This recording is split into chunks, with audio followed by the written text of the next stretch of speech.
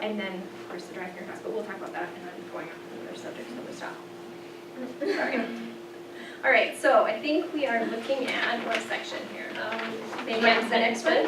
Some children will soon write sentences. Anything that jumped out at you in there? I kind of highlighted it, that's the price of independence. I mean, the bottom goal is one, that's independent, and to be able to do this, and have that confidence that a lot of students are lacking.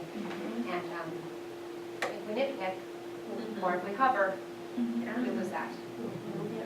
And that's that's best practice, that's across the board. We want to get out of their way, we want to give them an idea, a method, a thought, and we want them to work through the process.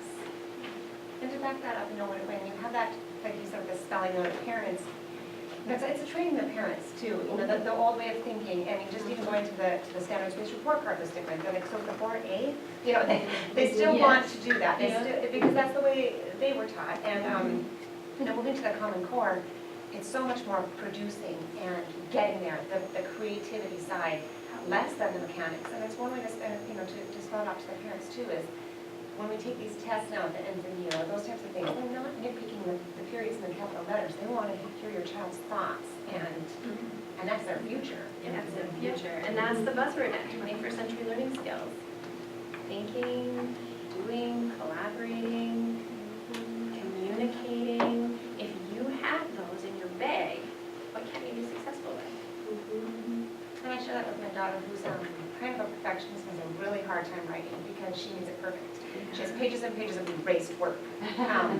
And so I've said, I've kind of just gone around it with her and I've said, the computer will do that part for you. Just get your ideas down and then I'll let you type it and the computer will fix it all for you. Just like a real author, the publishers will do it all for you. So just put your thoughts in the important parts. And that's gotten her finally past that capital letter, punctuation, oh, those quotation marks, it's gotten her past all that to where she can get all of her ideas down, and then slowly we'll be able to go back into those mechanics and the confidence is back and the writing. So I kind of just said, you know, the computer will do it for you, honey. And honestly, in her future, the computer will. Her state test will be written on a computer and it will be fixed. So she really doesn't need to stress about that at age 6, you know, so it's. Well, no, not everybody in this room, but like even doing citations, I kind of love it. The computer does it all for you. You don't have to sit. Plug it in on website. Yuck, but now you go to send a citation, you type in the ISBN number or whatever, and you're done. It's done it, they did it for you. You pick the style. Yay, what do you need? I don't have to think about it. And thank God, like, what would be the purpose of spending my brain power on that? So yeah, that's exactly right. This world is offering us tools, and we're better off if we know that. Anything else in that section? Again, the language. She puts in all these little phrases that she uses with these kids as she encourages them, and it's just really good stuff. So pick up on her language. I like how it's all student-led. She does very little of telling what the student to do. She asks, what is this? Explain this. And even if they don't give the answer, and she asks them. Yeah, she continues to ask. Yeah, she continues to ask. So I like that. But now what? You know, going back to the part of them being independent and then just saying, asking them what they want to write about and then walking away. If you have other people that come in your classroom and help out too. Yeah. My educational assistant, she is wonderful, but one day I just told her, I said, if they're struggling, ask them what they want to write about and then walk away. She said, walk away. Yeah, just walk away. I said, don't focus on these certain things, just walk away. And she was like really hesitant about it. But then over the last 2 years, she's like, and they're getting, so now she does it. And I try to get her to use some of the same language too, or she'll watch me and then she'll use it too. So that's good too, because they're my kids. That is such an important piece. I mean, people are well-intentioned, like you have you'll have somebody that bops in your room because their student wasn't there today or something that they work with, or they have a few extra minutes and their intentions are grand. However, they sit down next to them and they say, big, upright B. And you just go, because of course you have those kids. They know, oh, I can go to that person and it's done. Yeah, they are instantly drawn to those people. So you do have to be vocal to people who come into your room, and you really have to And then just let them know, you won't see it at first, but it will come. It will Yeah. come. And, at the end of the year, she's like, yeah, we told you to walk away. And then now she did. And those kids will ask them questions that they would never ask you. I mean, we have a grandma, we have a couple, but we have one grandma in our school, and she would come in every day, and when she would sit down with the kids and write, and you're right, she would tell them, like, maybe there'd be the word same, and they write S-A-M, and then she'd tell them, no, there has to be an E at the end, and I'd watch it, I'd just go, oh, you're right, you just cringe, because you think, oh, they'll get it, just don't tell them, but, I mean, I think about, she's probably later 70s, 80s, and I think about what she grew up with. And so, of course, that's what she's going to do, sweet. But you're right, they'll like go ask, they've never asked me how to spell something, but they'd ask her to spell, what letter do I put here? And they've been putting letters out since the second day of school. But That's old school too. My mom is in her 70s and I had some work at home and she was out. And she questioned, she's like, why do they let kids do this? It was all inventive spelling. yeah, And the stories were phenomenal. Of course, she couldn't decipher, but why do they let kids do this? And I go, well, that's the process. it's a writing, process. but Yep. I mean, it's the thinking, we're raised with that. And maybe that's it, their thinking is more important than their product. Their product is important, and there are elements of it that we will encourage and focus on, but it is their thinking. Yeah.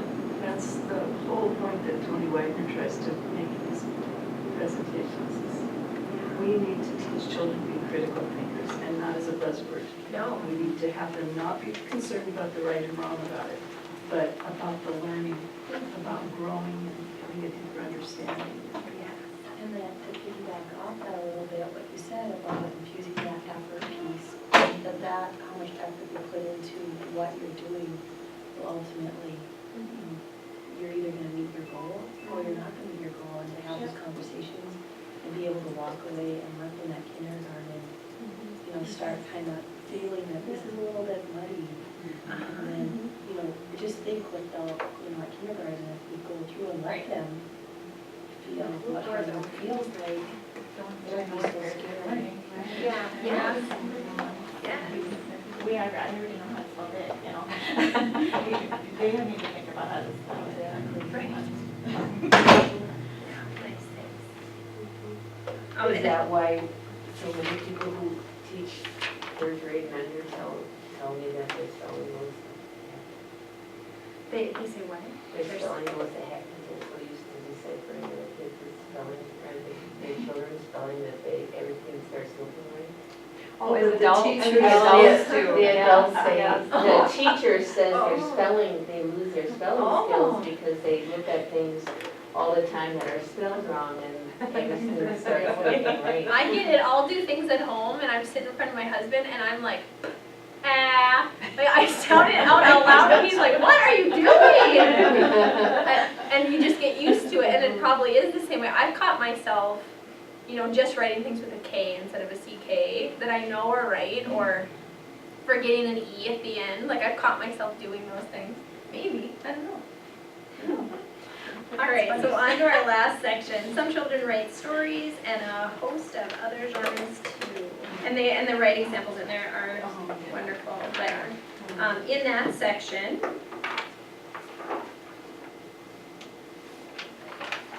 Just that everyone hears that same start to be challenged to go farther. Yeah. Remembering that they're gonna start where they are, and that's fine, and your job is to take them to the next level no matter where they are. and I have my little story about one of my most favorite little guys. He was one of my most challenging little guys, but if I could take him home, I would. And I had him for 2 years, because he just needed that.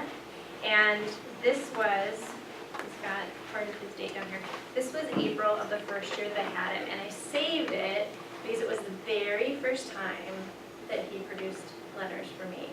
So this is October, November, December, January, February, March, April, daily writing, okay? And 7 months later, something clicked. And I think we just really, really need to keep that in mind. They are where they are. But if we keep offering it, and keep modeling it, and keep practicing it, something is going to happen. And I know it's like not much, but I'm going to my grandma's house, and if you kind of go through the letters, you can kind of pick that out. But I wrote, and I use letters to do it, and I can kind of read it. So hang in there, even your toughest little buggers.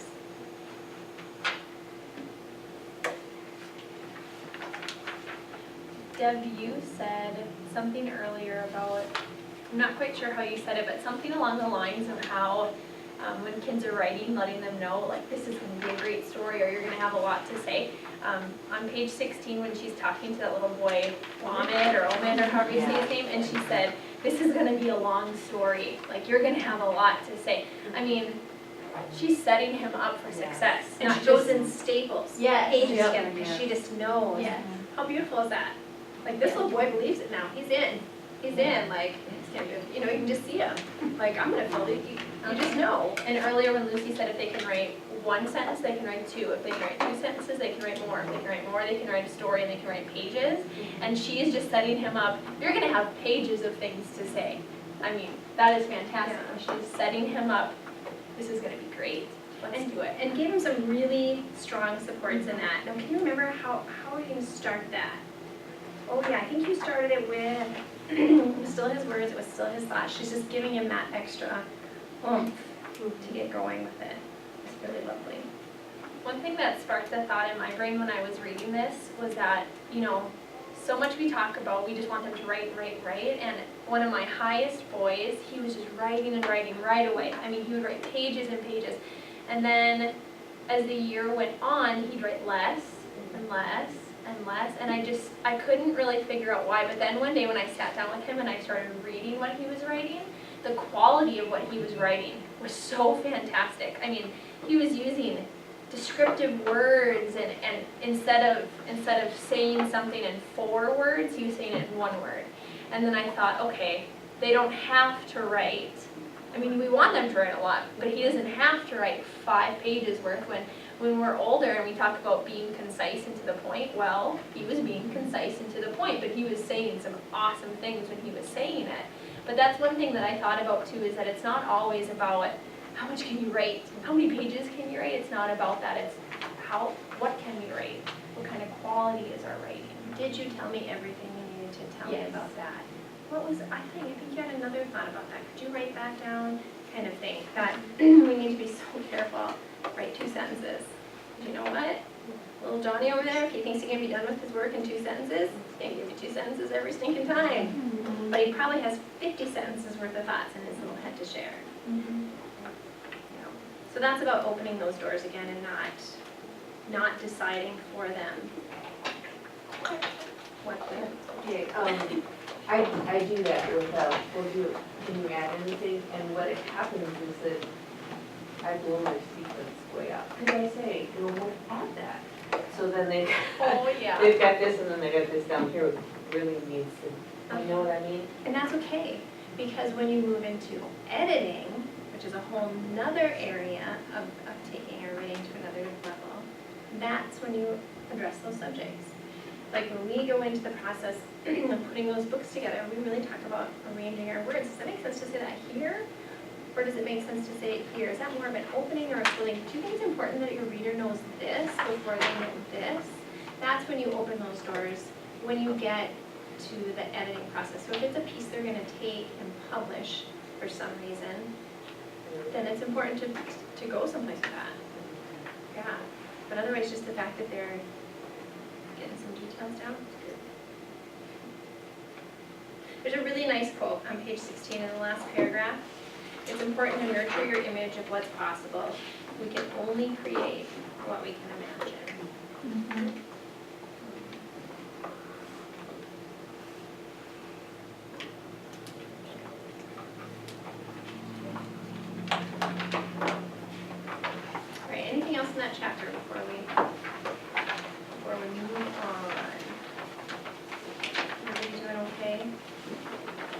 All right, I'm going to do another lesson for you.